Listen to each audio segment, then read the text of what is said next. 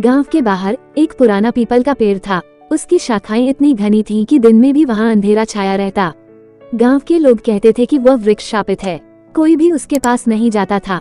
बच्चों को वहां जाने से मना किया जाता और रात में तो उधर से गुजरना भी पाप समझा जाता था। एक दिन गांव में एक युवा विद्वान रवि आया।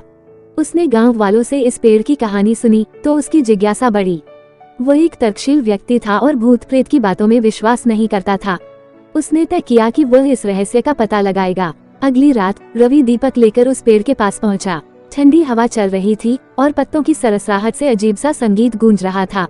जैसे ही वह वृक्ष के पास पहुंचा, उसे महसूस हुआ कि उसकी रीढ़ में एक ठंडी लहर दौड़ गई, लेकिन उसने हिम्मत नहीं हारी।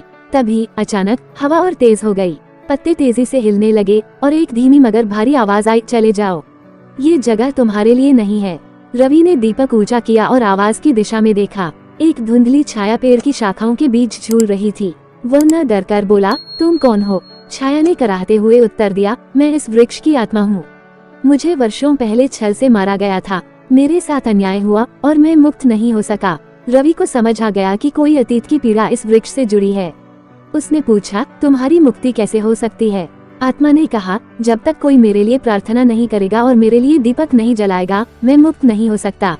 रवि ने गांव लौटकर पुजारी से इस बारे में चर्चा की। अगली सुबह पूरा गांव पेड़ के पास इकट्ठा हुआ। मंत्रोच्चार हुआ, दीप जलाए गए और आत्मा की शांति के लिए प्रार्थना की गई। जैसे ही अंतिम मंत्र पूरा हुआ, एक हल्की हवा चली और वह छाया धीरे धीरे विलीन हो गई। उस दिन के बाद से गांव में एक नया विश्वास जगा, अंधविश्वास नहीं बल्कि सच्चाई को खोजने का। अब वो पेड़ डरावना नहीं बल्कि गांव की शान बन गया। उसके नीचे लोग बैठकर बातें करते, बच्चे खेलते और उसकी छांव में शांति महसूस करते। रवि ने सिद्ध कर दिया कि हर डर के पीछे एक सच्चाई होती है जिसे खोजने की हिम्मत होनी चाहिए।